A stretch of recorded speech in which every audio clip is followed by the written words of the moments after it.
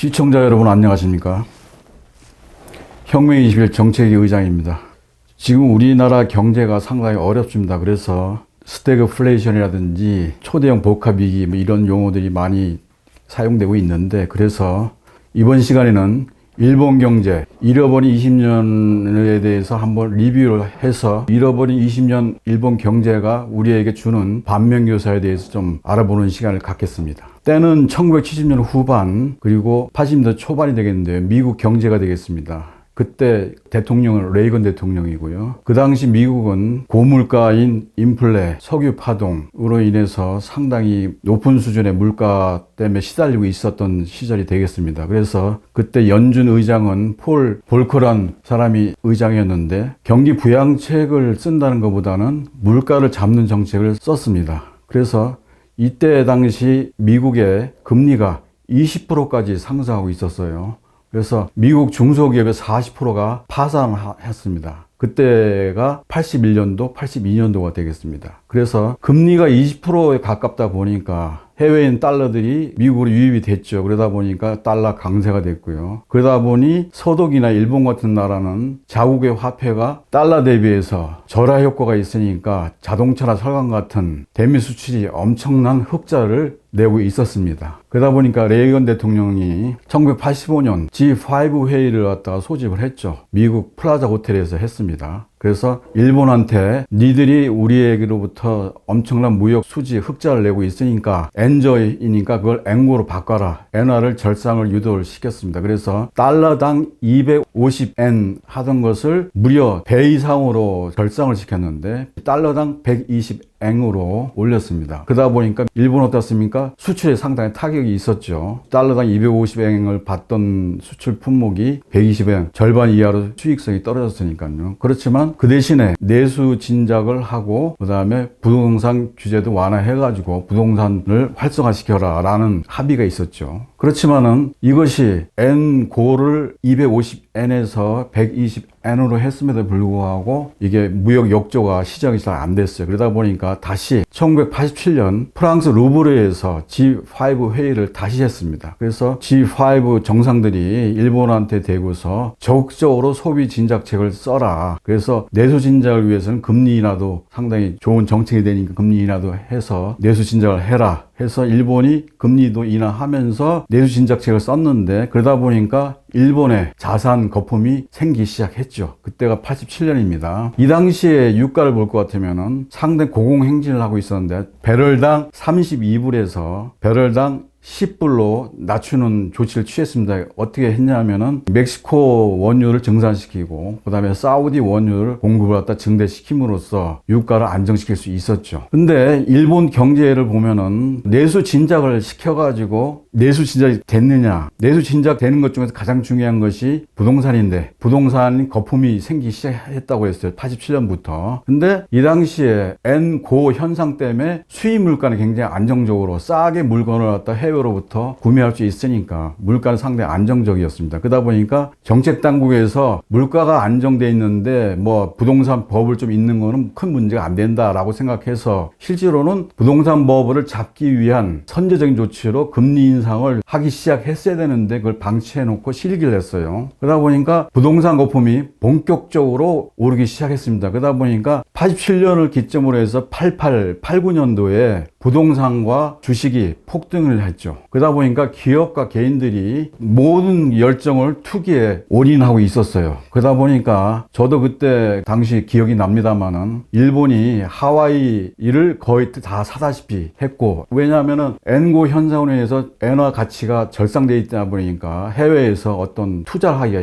용이했죠. 그러다 보니까 그런 기여로 해서 하와이 상당 부분을 사들였고요. 부동산을. 그 다음에 뉴욕 맨하탄도 빌딩도 많은 일본인들이 투자하는, 소위 말하면 열풍이 아니라 광풍이 불었었어요. 그러다 보니까 88년, 89년에 걸쳐가지고 부동산 폭등이 일어나다 보니까 그때 정책 당국인 뱅크 오브 재팬, 일본은행에서 총재가 볼 때 89년 하반기에 이래서는 안 되겠다 싶어가지고 금리를 대폭 올리는 조치를 단행합니다. 그래서 그때 당시에 기준금리가 2.5%였는데 6%로 인상했어요. 여러분, 2.5%에서 6% 인상하는 게 어떤 의미가 되겠습니까? 우리나라 지금 기준금리가 1.25% 아닙니까? 보니까 2020년 5월 달에 0.5%였는데 그것이 2년 동안 0.75% 올라서 지금 1.25인데 이 당시에는 89년 하반기에 일본은행 총재가 기준금리 2.5%를 6%로 올리는 어떻게 보면 좀 무식하게 올렸죠. 그러다 보니까 어떻습니까? 그 당시에 주택담보대출이라고 하는 LTV가 보통 120%였어요. 그러다 보니까 많은 일본인들이 기업이나 개인이나 할 것 없이 투자를 많이 했죠. 부동산에다가 자기 돈으로 아니죠. 남의 돈으로 은행 돈으로 많이 했죠. 그러다 보니까 갑자기 이자가 더블 넘게 올라가니까 이자에 대한 부담이 있어가지고 부동산 매각하기 시작하고 1989년 하반기 이후에 90년, 91년에 걸쳐서 대폭락이 일어나는 거죠. 그러다 보니까 부동산이 폭락이 하게 되면 어떤 문제가 생깁니까? 돈을 빌려준 은행이 자기가 빌려준 그 원금을 회수 못하는 사태가 발생되는 거죠. 그래서 그 이유는 부동산 가격이 부채보다 낮은 이런 사태가 발생된 거죠. 근데 이때 우리가 주목해야 될 게 그 일본 은행 총재는 이게 투기가 꺼지는 과정을 생각해서 정상적으로 생각했습니다. 그리고 아까 얘기 드렸듯이 엔고 덕분에 물가가 안정되어 있기 때문에 부동산 투기를 잡는 지극히 정상적인 상황으로 판단했는데 사실 이게 실수였죠. 사실은 버블이 발생되기 시작하면은 금리 인상으로 버블을 막았어야 되는 거고요. 그 다음에 발생 후에도 그것을 금리 인상을 하긴 하되 획기적으로 대폭 인상이 아니고 단계별 인상해서 시장이 충격을 완화할 수 있는, 감내할 수 있는 그런 정책이 돼야 되는데 불구하고 부동산이 폭등하니까 놀래가지고 버블을 꺼야 된다는 이런 생각하에 또 부동산이라고 하는 것은 고용으로 전혀 이어지지 않는 것이기 때문에 당연히 거품은 꺼져야 된다는 생각에 대폭 금리를 인상한 덕분에 폭락하게 되는 것이죠. 예를 들자면은 제가 어떤 일본 투자자가 개인이 도쿄 신주쿠에 1억엔짜리 아파트를 매입했다고 칩시다. 그러면은 내 돈으로 3천만 엔, 그 다음에 부채로 은행에서 7천만 원 빌리고 그래서 1억 엔짜리 아파트를 샀는데 2.5%에서 6%로 금리가 급격하게 인상되다 보니까 이게 5천만 원으로 떨어졌어요. 절반으로 떨어진 거죠. 그러면 내 돈 3천만 원 당연히 날아가고요. 은행에서 2천만 원 빌린 거, 7천만 원 빌린 것 중에서 은행은 뭡니까? 2천만 원 엔을 갖다가 손실이 돼가지고 그것이 부실 자산이 되는 것이죠. 그래서 금리를 인상한다 하더라도 예를 들어서 2.5%에서 6%로 무식하게 올리는 게 아니고 단계적으로 올려가지고 시장 내에서 가격을 부동산이 꺼지는 가격을 감내할 수 있는 수준으로 올려야 되는데 그것을 부동산 투기를 막는다는 이유 하나로 대폭 올리다 보니까 시장에 대혼란이 왔죠. 그래서 투기 근절이 아무리 목적이라 한다 하더라도 그것이 1억 엔짜리 아파트가 5천만 엔으로 떨어지게 되면은 그것은 집 소유자뿐만 아니라 그 돈을 빌린 은행까지도 부실 자산을 처리해야 되는 그런 문제가 생기는 것이죠. 그래서 폭락을 하다 보니까 폭등을 해서 금리를 대폭 올려가지고 폭락을 시켰는데 폭락하다 보니까 이것이 처음에는 자산 버블이 꺼지는 과정으로 생각해서 그냥 대수롭게 생각 안 하고 또 물가가 안정돼 있어서 큰 문제가 아니라고 생각했는데 보니까 이게 폭락이 되다 보니까 여러 가지로 소비라든가 투자 뭐 이런 걸로 전이가 되어 가지고 경기가 상당히 어려움을 겪게 됐죠. 그러다 보니까 92년, 93년도에 들어서 기준금리를 다시 인하하기에 이릅니다. 거기다가 인하해가지고 부동산 가격을 높이는, 그래서 주택 가격을 높이는 이런 조치를 취한 건 좋았는데 결정적으로 또 정책당국에서 실수를 한 게 뭐냐면은 경기 부양책이 아닌 부동산 부양책을 정책으로 사용했다는 겁니다. 그게 무슨 얘기냐면은 도로나 다리 같은 SOC 건설을 갖다가 해서 결과적으로 부동산이 지금 폭락해가지고 부동산 가격을 좀 정상으로 다소 좀 올리려고 해야 하는 부양책을 써야 됨에도 불구하고 그것이 거꾸로 해서 오히려 공급을 늘리는, 그래서 부동산 가격이 다시는 제자리로 돌아오지 못하게 하는 실수를 한 것이죠. 그래서 경기 부양도 안 되고 부동산 가격도 회복이 안 돼서 진퇴양난의 상황에 일본 경제 처해 있었어요. 근데 또 부실 자산이 지금 말씀드린 대로 가격이 1억 엔짜리가 5천만 엔으로 거의 절반 가격으로 떨어지면은 투자 소유주가 손해보는 건 말할 것도 없고 중요한 거는 대출을 한 금융기관의 부실 은행이 될 소지가 있는 건데 그걸 막기 위해서 편법으로 정책당국에서 어떤 걸 썼냐면은 부동산 가격이 5천만 엔임에도 불구하고 시가 평가를 부동산 가격을 책정 안 하고 장부가를 7천만 원 정도로 또는 8천만 원 정도로 했다는 겁니다. 그래서 실제로는 시가는 5천만 엔짜리 아파트가 주가가 장부가로 7, 8천만 엔으로 과다계상돼 있어가지고 겉은 멀쩡하고 속은 썩은 상태로 3, 4년을 다시 허비하는, 그래서 부실자산을 양산하는 결과가 되었습니다. 그러다 보니까 이것이 3, 4년 지나다 보니까 1997년도에 우리나라 IMF 왔었죠. 동아시아 외환위기가 발생된 겁니다. 그러다 보니까 일본 경제가 무너지고요. 수많은 금융기관이 파산을 했죠. 그때서야 공적 자금을 투입해서 2001년, 2002년 은행 부실자산을 정리했죠. 그래서 결과적으로 1990년에 발생된 부실자산을 2002년도에 정리하는 12년 동안 방치했다는 겁니다. 비슷한 사례로 스칸디나비아 3국이 있는데, 여러분 노르웨이, 핀란드, 그 다음에 스웨덴, 스칸디나비아 3국이죠. 이들도 1991년과 92년에 버블이 있었어요. 그래서 금융위기가 발생돼서 부동산 폭락이 있었어요. 일본하고 같은데 뭐가 틀리냐면은 부동산 공급을 일본처럼 경기 부양한다 미명하에 공급을 늘리는 어리석은 정책을 시행한 게 아니고 부동산 공급을 줄이고, 그 다음에 제일 중요한 금융자산의 부실자산을 단계적으로 정리를 해갔죠. 그러기 위해서 단계별로 금리 인상을 했었어요. 그러다 보니까 1990년 후반은 들어서 일본은 불황을 겪고 있는데 이 나라들은 경제 안정화를 갖게 되는 거죠. 상당히 대비가 되는 대목이 되겠습니다. 자, 일본 경제의 잃어버린 20년의 그 반면교사를 요약해서 말씀드리면은, 제가 지금 말씀드린 대로 87년도 프랑스 루브르에서 G5 회의가 있었어요. 그래서 내수 진작책을 써라, 부동산을 부양해라 해서 부동산 투기 열풍을 가져오지 않았습니까? 그것이 87년, 88년, 89년 부동산 폭등으로 이어졌어요. 그러다 보니까 뱅크 오브 재팬, 일본 은행 총재가 89년 하반기에 이래서는 안 되겠다 해서 금리 인상을 2.5%에서 6%로 대폭 올렸다고 말씀드렸어요. 그러다 보니까 90년, 91년에 들어서 부동산이 대폭락이 되었었죠. 그러다 보니까 이래선 잘못됐구나를 느낀 게 이제 92년 들어서 느끼기 시작해서 92년, 93년 들어서 금리 인하를 시켰는데, 금리 인하 시켜서 부동산 가격을 정상적으로 폭락된 부동산 가격을 정상된 가격으로 올리는 건 좋았는데, 올리기 위해서 금리 인하를 한 건 좋았는데 어땠습니까? SOC 건설이라고 하는 부동산 공급을 하다 늘리는 어처구니없는 실수를 했죠. 그러다 보니까 뭐가 되겠습니까? 디플레이션이 본격화됐습니다. 여러분, 디플레이션하고 인플레이션을 한마디로 얘기하면 어떻습니까? 인플레이션도 나쁘고 디플레이션도 나쁩니다. 근데 인플레이션보다 더 나쁜 게 디플레이션입니다. 비유적으로 얘기한다면은 우리나라 기후가 정상적인 기후고 정상적인 경제라고 생각한다면은 인플레이션은 동남아시아 기후 또는 아프리카 기후가 되겠고요. 그래서 우리나라를 100으로 본다면은 150, 200 되는 경제가 바로 인플레가 되겠고요. 그 다음에 이 디플레이션이라는 거는 시베리아 기후하고 비유될 정도로 경제가 팽창된 거는 인플레이겠지만은 쪼그랑 방탱이가 된 거는 디플레이션이 되겠습니다. 그래서 경제가 쭈그러드는 것이, 축소되는 것이 바로 디플레이션입니다. 그래서 이거는 시베리아 기후하고 맞먹는다 볼 수 있겠고요. 그래서 그런 식으로 비유가 될 수 있는데, 일본이 경제가 본격적으로 줄어들고 축소됐다는 얘기입니다. 그래서 그것이 결국 부동산 폭등 조짐이 보이는 87년도, 88년도에 선제적으로 금리를 단계적으로 인상시켜서 부동산이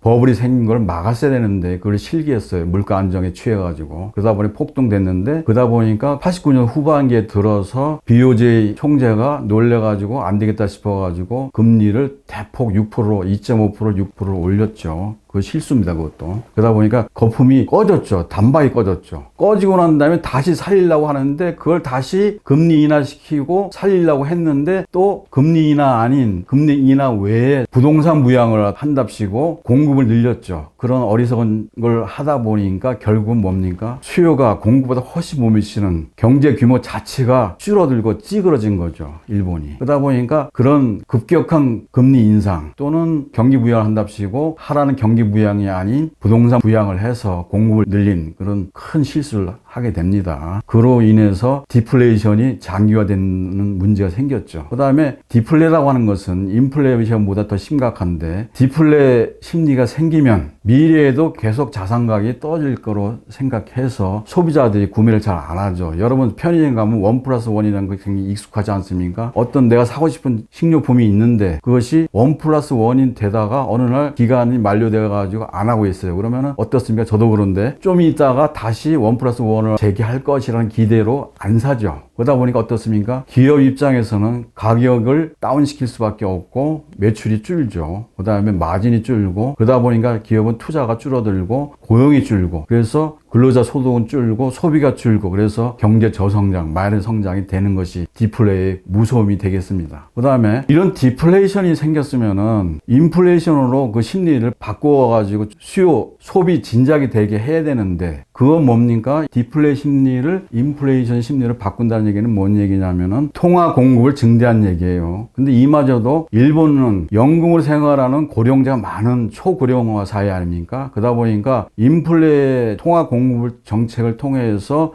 양적 완화를 한다는 게 쉽지가 않아요. 그러다 보니까 자기가 앉은 자리에서 100만행, 200만행 타던 연금이 인플레 때문에 180만행, 150만행이 줄어든다면 그것은 총선 때 투표로 표심으로 작용하기 때문에 쉽게 작용할 수 없는 것이 되겠습니다. 어쨌든 일본 경제가 잃어버린 20년에 대한 반면 교사가 보면 부동산 폭등, 폭락, 그 다음에 장기적인 디플레로 이어지고 있는데 우리나라도 지금 폭락 갈 것인가 아니면 점진적으로 부동산 가격이 다운되어 가지고 제 자리로 갈 것인가 그건 두고 봐야 알겠습니다만 어쨌든 일본 경제를 통해서 일본의 20년 일본 경제를 반면교사 삼아서 우리가 한번 고려해 볼 필요가 있겠다 해서 말씀을 드렸습니다. 시청해 주셔서 감사합니다.